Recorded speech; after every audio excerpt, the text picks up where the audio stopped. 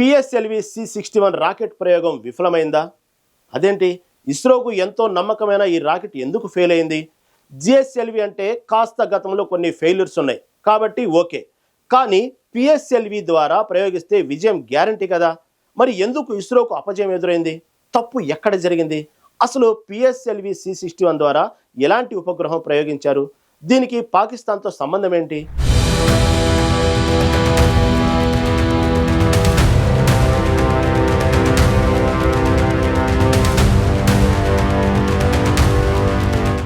భారత అంతరిక్ష పరిశోధన సంస్థ ఇస్రో అంటేనే విక్టరీకి మరో పేరు. అంతరిక్ష నుంచి ఇతర గ్రహాల వరకు ఇస్రో విజయాలకు లెక్కలేదు. తక్కువ ఖర్చుతో ఉపగ్రహాలను అంతరిక్షంలోకి పంపడంలో ఇస్రోకు మరొకరు సాటిరారు. అందుకే బడాబడా దేశాలు సైతం తమ ఉపగ్రహాలను కక్షలోకి పంపించుకోవడానికి ఇస్రో సాయం తీసుకుంటాయి. ఈ విధంగా అంతరిక్ష వాణిజ్యంలో ఇస్రో ఎంతో పేరు గడించింది. అయితే పిఎస్ఎల్వి C61 రాకెట్ ప్రయోగం ఇస్రో శాస్త్రవేత్తలకు నిరాశ కలిగించింది. సాంకేతిక కారణాల వల్ల పిఎస్ఎల్వి C61 ప్రయోగం పూర్తి స్థాయిలో విజయవంతం సాధించలేకపోయింది. మే 18న ఉదయం 5:59 శ్రీహరికోటలోని సతీష్ ధావన్ స్పేస్ సెంటర్ నుంచి పిఎస్ఎల్వి C61 రాకెట్ ప్రయోగం జరిగింది. ఈ ప్రయోగం 3వ దశలో సాంకేతిక సమస్య కారణంగా విఫలమైందని ఇస్రో చైర్మన్ వి నారాయణన్ తెలిపారు. మొదటి 2 దశలు సాధారణంగా పనిచేశాయి, కానీ 3వ దశలో సాలిడ్ రాకెట్ మోటార్ ఛాంబర్ ఒత్తిడి పడిపోవడం వల్ల ఈ OS-09 శాటిలైట్ ను 524 కిలోమీటర్ల కక్షలోకి చేర్చలేకపోయారు. ఈ సమస్యను గుర్తించిన ఇస్రో శాస్త్రవేత్తలు ఫ్లైట్ టెర్మినేషన్ ప్రోటోకాల్స్ ద్వారా రాకెట్ శాటిలైట్ ను నాశనం చేశారు. శిథిలాలు సురక్షితంగా సముద్రంలో పడేలా చర్యలు తీసుకున్నారు. ఇస్రో ఇప్పటి వరకు 63 పిఎస్ఎల్వి ప్రయోగాలు చేయగా ఇది 3వ ఫెయిల్యూర్ గా చెప్పవచ్చు. 2017 తర్వాత ఇస్రో ఫెయిల్ అవ్వడం ఇదే మొదటిసారి.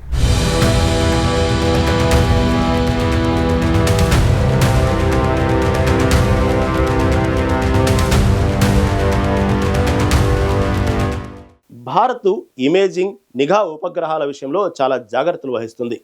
ఇస్రో ప్రయోగించిన ఈ OS-09 శాటిలైట్ కూడా నిఘాకు ఉపయోగపడుతుంది. క్లిష్టమైన వాతావరణంలో కూడా అధిక నాణ్యత ఫోటోలను తీసే C బ్యాండ్ సింథటిక్ అపెర్చర్ రాడ్తో దీనికి రూపొందించారు. ఇది వ్యవసాయం, అటవీ నిర్వహణ, విపత్తు స్పందన, పట్టణ ప్రణాళిక, సరిహద్దు నిఘా వంటి రంగాలలో ఉపయోగపడుతుంది.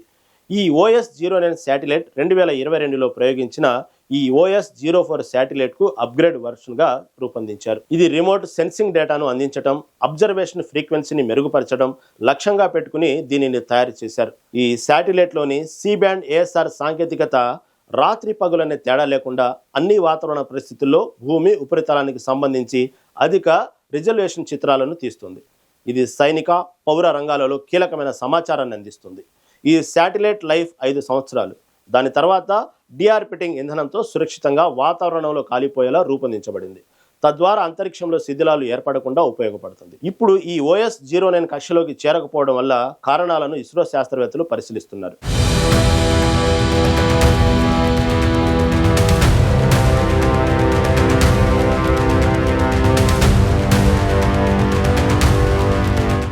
పంతొమ్మిది 1993లో తొలి ప్రయోగం నుంచి ఇప్పటి వరకు పిఎస్ఎల్వి C61 ప్రయోగాలు నిర్వహించింది.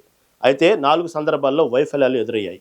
1993 సెప్టెంబర్ 20న శ్రీహరికోటలోని సతీష్ ధావన్ స్పేస్ సెంటర్ నుంచి పిఎస్ఎల్వి D1 తొలి ప్రయోగం జరిగింది. ఇది IRS-1E ఉపగ్రహాన్ని కక్షలోకి ప్రవేశపెట్టాల్సి ఉంది. అయితే 2వ, 3వ దశల సపరేషన్ సమయంలో యాటిట్యూడ్ కంట్రోల్ సమస్య ఏర్పడింది. రాకెట్ కక్షలోకి చేరలేక బంగాళాఖాతంలో కూలిపోయింది. ఈ వైఫల్యం రెట్రో రాకెట్లలో ఒకటి పనిచేయకపోవడం, సాఫ్ట్వేర్ లోపం, 2వ, 3వ దశల మధ్య గ్యాప్ సమస్యల వల్ల సంభవించింది. ఈ వైఫల్యం నుంచి నేర్చుకున్న పాఠాలతో ఇస్రో 1994లో పిఎస్ఎల్వి D2ని విజయవంతంగా ప్రయోగించింది. ఇక 2వ వైఫల్యం చూస్తే 1997 సెప్టెంబర్ 29న పిఎస్ఎల్వి VC1 IRS-1D ఉపగ్రహాన్ని ప్రయోగించింది. కానీ ఈ ప్రయోగం విఫలమైంది. దీని కారణంగా ఉపగ్రహం 817 కిలోమీటర్ల కక్షకు బదులు మరో కక్షలోకి చేరింది. దీంతో ఇస్రోకు రాకెట్ డిజైన్, కంట్రోల్ సిస్టంపై మరింత శ్రద్ధ పెట్టాల్సిన అవసరం ఏర్పడింది. ఇక 3వ ఫెయిల్యూర్ 2017లో జరిగింది. 2017 ఆగస్టు 31న పిఎస్ఎల్వి C39 IRNSS-1H ఉపగ్రహాన్ని శ్రీహరికోటలోని 2వ లాంచ్ ప్యాడ్ నుంచి ప్రయోగించింది.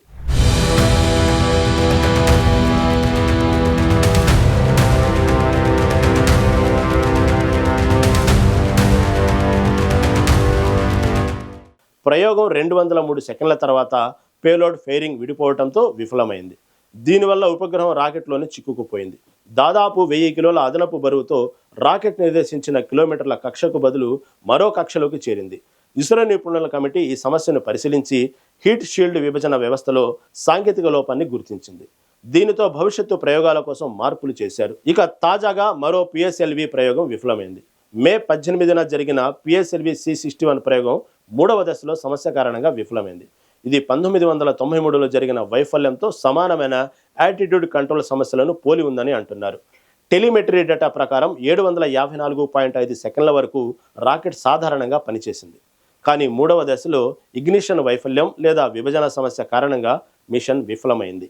అయితే చంద్రయాన్-1, మంగళయాన్ ఆదిత్య L1 వంటి ఘటనలతో పోలిస్తే ఈ వైఫల్యం చిన్న సెట్ బ్యాక్గానే భావిస్తారు. సోషల్ మీడియాలో ISRO పిఎస్ఎల్వి C61 హ్యాష్ట్యాగ్లతో భారతీయులు ఇస్రోకు మద్దతు తెలిపారు. ఈ సవాళ్ల నుంచి తిరిగి బలంగా లేవగలమని నమ్మకం వ్యక్తం చేశారు. ఈ ఫెయిల్యూర్కు సవాలుగా తీసుకుని సాంకేతిక సమస్యలను సరిచేసి తిరిగి ప్రయోగాలు చేపట్టాలని ఇస్రో లక్ష్యంగా పెట్టుకుంది. ఈ సంఘటన ఇస్రో నమ్మకమైన రికార్డును ప్రభావితం చేసినప్పటికీ శాస్త్రవేత్తలు దీని నుంచి కొత్త విషయాన్ని నేర్చుకునే అవకాశంగా భావిస్తున్నారు.